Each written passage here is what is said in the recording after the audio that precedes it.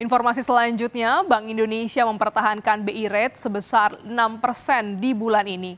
Di saat yang sama, Bank Indonesia menggunakan nama BI Rate sebagai suku bunga kebijakan menggantikan BI 7-Day Reverse Repo Rate untuk memperkuat komunikasi kebijakan moneter.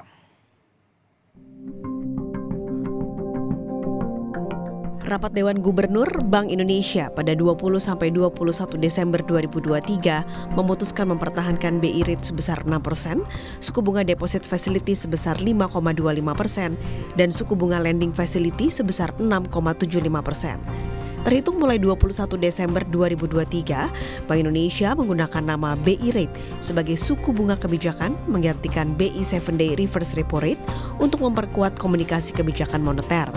Penggantian nama ini tidak mengubah makna dan tujuan BI Rate sebagai stance kebijakan moneter BI, serta operasionalisasinya tetap mengacu pada transaksi reverse repo Bank Indonesia tenor 7 hari.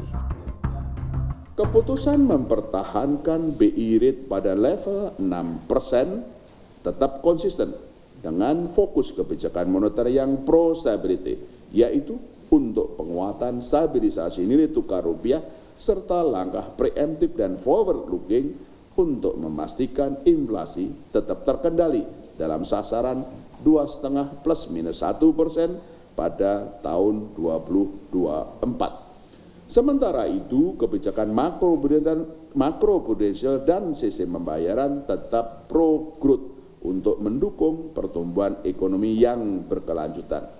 Kebijakan makroprudensial longgar terus ditempuh untuk mendorong kredit pembiayaan perbankan kepada dunia usaha dan rumah tangga. Penguatan bauran kebijakan moneter, makroprudensial, dan sistem pembayaran untuk menjaga stabilitas dan mendukung pertumbuhan ekonomi yang berkelanjutan mencakup langkah sebagai berikut. Stabilisasi nilai tukar rupiah melalui intervensi di pasar falas pada transaksi spot, domestic non-deliverable forward, dan surat berharga negara di pasar sekunder.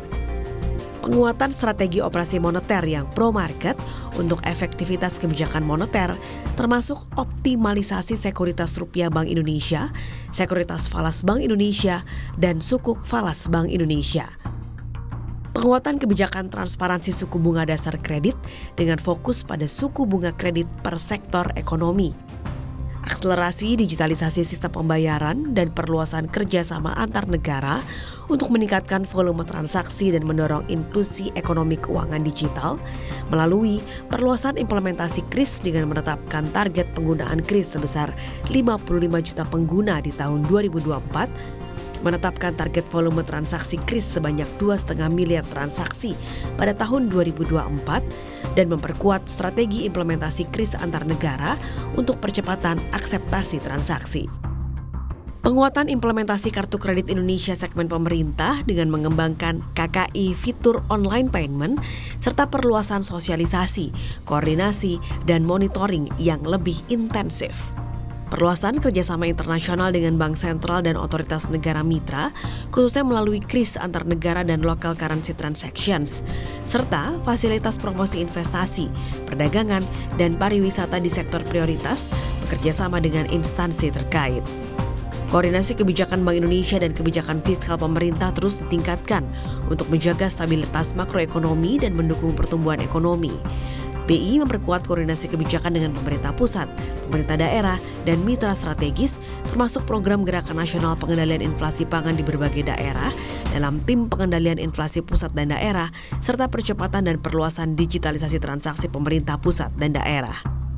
Sinergi kebijakan antara BI dan Komite Stabilitas Sistem Keuangan juga diperkuat dalam rangka menjaga stabilitas sistem keuangan dan mendorong kredit pembiayaan kepada dunia usaha, khususnya pada sektor-sektor prioritas.